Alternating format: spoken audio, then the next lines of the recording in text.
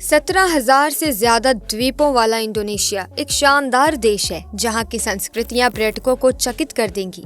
इसके अलावा इंडोनेशियाई देशों की यात्रा या भ्रमण अन्य एशियाई क्षेत्रों की तुलना में कम बजट में किया जा सकता है। इंडोनेशिया में हर कोई आनंद लेने के लिए कुछ न कुछ पा सकता है, चाहे वो प्राचीन समुद्र तट हो या फिर हिस्टोरिकल सेंचुरी।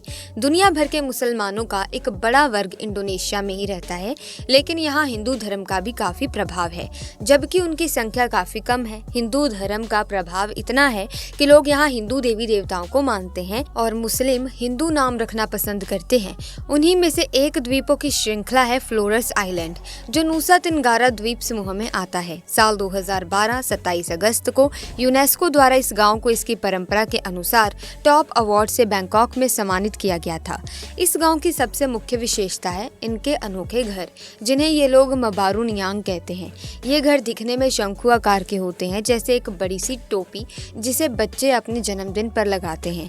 इन घरों की छत सीधा जमीन को छूती है और छत से नीचे जमीन तक पूरी तरह से लोंटार छप्पर से ढके हुए हैं। ऐसा प्रतीत होता है कि एक समय में इस क्षेत्र में इस प्रकार के घर काफी आम थे, लेकिन आज ये केवल यही गांव है जो ठेठ मंगराई पारंपरिक घर को बनाए रखता है, जिसके बिना ये अनोखे घर पूरी तरह से बेकार हो जाते हैं। इन घरों को 5 भागों में बांटा गया है, जिसमें हर एक भाग अपने खास चीज के लिए है। जैसे कि पहला भाग, जिसे ये लोग लुतूर या टेंट कहा जाता है, यहाँ परिवार रहता है। दूसरे भाग को ये लोग लोबो कहते हैं, जो खाना और दूसरे सामान रखने के लिए उपयोग किया जाता है। तीसरे भाग को लेंटर कहा जाता है और ये हिस्सा अगली फसल के बीजों को रखने के लिए इस्तेमाल किया जाता है। चौथा भाग को लेम्पाराय कहते हैं, जिसे सूखे से बचने के लिए खाद्य पदार्थ रखने के लिए इस्तेमाल में लिया जाता है। और आखिरी में 5वां और घर का सबसे ऊपरी भाग आता है, जिसे हेंकांग कोडे कहा जाता है। ये लोग इस भाग को सबसे पवित्र मानते हैं और यहाँ अपने पूर्वजों को प्रसाद चढ़ाते हैं। इस वेरेबो गांव में केवल 7 घर हैं। इसके अलावा एक घर और है जहाँ गांव के सभी लोग अपने त्योहार, समारोह और अनुष्ठान के लिए इकट्ठा होते हैं। कैथोलिक धर्म को मानने वाले लोग यहाँ रहते हैं, लेकिन कुछ परिवार पुराने मान्यताओं को भी अपनाते हैं। इस घर में ऐतिहासिक ढोल रखे गए हैं जो सैकड़ों साल पुराने हैं। इस गाँव के लोग पीने का पानी झरनों और पहाड़ों से उत्पन्न होने वाले पानी के रूप में करते हैं। इस वेरेबो गांव में कुल मिलाकर 44 लोग रहते हैं, जिनके मुख्य रूप से आय कृषि है और ये लोग कॉफी, लौंग और चेरी उगाते हैं। इस गांव की महिलाएं इन कामों में पूरी तरह से सहयोग करती हैं। आज भी वेरेबो गांव के लोग अपना जीवन पूर्वजों के सिद्धांतों पर जीने में यकीन रखते हैं। यहाँ आपको कोई भी मशीन, मोबाइल, इंटरनेट, सड़क और गाड़ी नहीं देखने को मिलेगी। आज भी ये लोग सैकड़ों साल पहले के तरीकों को अपनाते हुए प्रकृति के सहारे ही जीते हैं। गाँव के लोग मक्का और कसावा खाना पसंद करते हैं, लेकिन गाँव के आसपास में कॉफी, वैनिला और दालचीनी के पौधे लगाते हैं, जिन्हें वे लगभग 15 किलोमीटर दूर स्थित बाजार में बेचते हैं, गांव से दूर। हालांकि हाल ही में वेरेबो अंतर्राष्ट्रीय टूरिज्म उत्साही लोगों के लिए एक पर्यटन स्थल के रूप में लोकप्रियता में बढ़ गया है और इससे गांव के आर्थिक कल्याण में वृद्धि हुई है। वेरेबो के लोग उन आगंतुकों का गर्मजोशी से स्वागत करते हैं जो उनके गाँव को देखना चाहते हैं और उनके सरल पारंपरिक जीवन का अनुभव करना चाहते हैं। कुछ सालों में जब बाहरी लोगों ने इस गाँव के बारे में जाना तो वो यहाँ टूरिस्ट बनकर आए और कुछ दिन रहने के बाद उनका कहना था कि इससे पहले वे कभी भी ऐसा उन्होंने अनुभव महसूस नहीं किया। शांति और प्राकृतिक सुंदरता के एहसास इससे बेहतर कहीं और हो ही नहीं सकता। यहाँ के लोग काफी मिलनसार होते हैं और बाहर के लोगों को एक अलग दुनिया का एहसास करने में भी साथ देते हैं। अगर आप कभी इंडोनेशिया के सफर पर निकले तो इस वेरेबो विलेज को विजिट जरूर करना।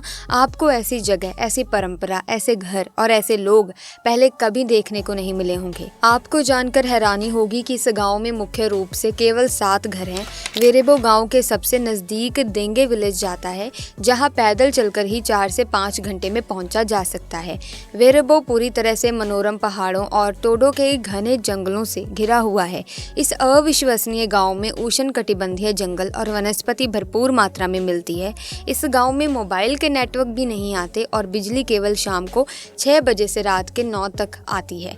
इस गाँव का निर्माण एम्पू मारो ने उन्होंने 900 साल पहले अपनी पत्नी के साथ किया था और आज यहाँ उनकी 18वीं पीढ़ी के लोग रहते हैं।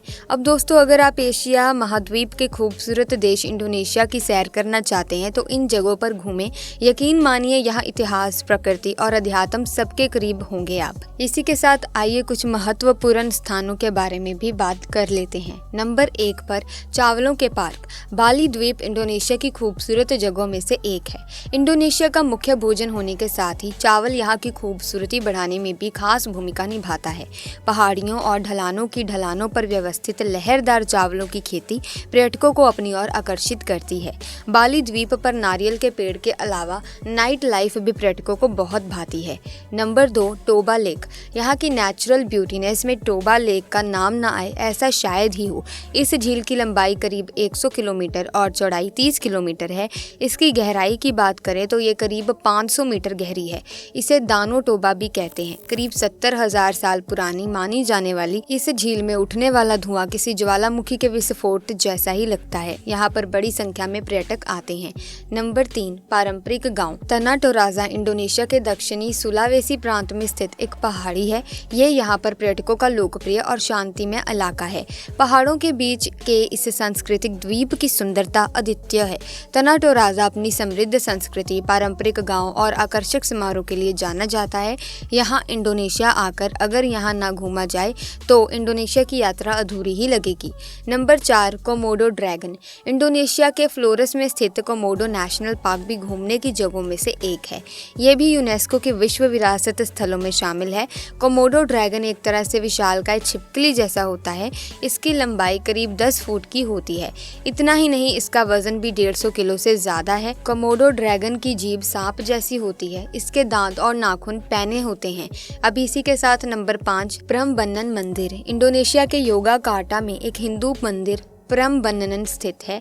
यह मंदिर काफी प्रसिद्ध है। इसका निर्माण 9वीं सदी के दौरान त्रिमूर्ति यानी कि ब्रह्मा जी के लिए किया गया था। इस मंदिर में सृष्टिकर्ता ब्रह्मा, संरक्षक विष्णु और विनाशक शिव जी की प्रतिमाएं स्थापित हैं। यह यूनेस्को के विश्व धरोहर स्थलों में शामिल है। यह मंदिर दक्षिण पूर्व एशिया में सबसे बड़ा हिंदू मंदिर होने के साथ ही प्राचीन वास्तुकला को दर्शाता है। नंबर 6, समुद्री पार्क। इंडोनेशिया का राजा अम्पेट द्वीप गोताखोरी के लिए जाना जाता है। ये सिर्फ इंडोनेशिया ही नहीं बल्कि पूरे विश्व में इसके लिए अपनी पहचान बना चुका है। राजा अम्पेट इंडोनेशिया में सबसे बड़ा समुद्री पार्क के रूप में फेमस है। इसमें 1000 से ज़्यादा प्रजाति की मछलियाँ, कछुए, शैवाल और सैकड़ों प्रजाति के मूंगा आदि पाए जाते हैं। ऐसे में समुद्री गोताखोरी करने वालों के लिए ये जगह अच्छी है। इसी के साथ नंबर 7, बैतुर रहमान मस्जिद। इंडोनेशिया की फेमस मस्जिदों में बैतुर रहमान ग्रैंड मस्जिद का नाम शामिल है। ये यहाँ के खूबसूरत शहर बांदा आके के बीच में है। बैतुर रहमान ग्रैंड मस्जिद बांदा आके के लोगों के बीच समृद्धि, धर्म और संस्कृति का एक महत्वपूर्ण प्रतीक है। ये मस्जिद साल 2004 में आके में आई सुनामी की वजह से प्रभावित हुई थी, लेकिन लोगों के बीच इसकी महत्ता कम नहीं हुई। इस मस्जिद की डिज़ाइन स्थानीय परंपरा और मुगल भारतीय वास्तुकला को दर्शाती है। नंबर 8, उल्वातु मंदिर। ऐतिहासिक स्थलों की सैर करने वालों के लिए पुरा में उल्वातु मंदिर की यात्रा भी अच्छी होगी। ये शानदार मंदिर भारतीय महासागर से 70 मीटर ऊपर की एक बड़ी बीहड़ चूना पत्थर चट्टान के किनारे पर स्थित है। बाली में बुकिट प्रायद्वीप में स्थित इस मंदिर का निर्माण 11वीं शताब्दी के करीब हुआ। यहाँ पर सूर्योदय और सूर्यास्त के समय का दृश्य बड़ा सुहाना होता है। ऐसे में दोस्तों, आज की वीडियो में बस इतना ही। आई होप आपको ये वीडियो इंटरेस्टिंग लगी होगी। अगर हाँ तो वीडियो को लाइक करें, शेयर करें, चैनल को सब्सक्राइब करके बेल आइकन को प्रेस करें ताकि वीडियोस की अपडेट आपको मिलती रहे। हम मिलेंगे जल्द ही, तब तक के लिए थैंक्स फॉर वॉचिंग।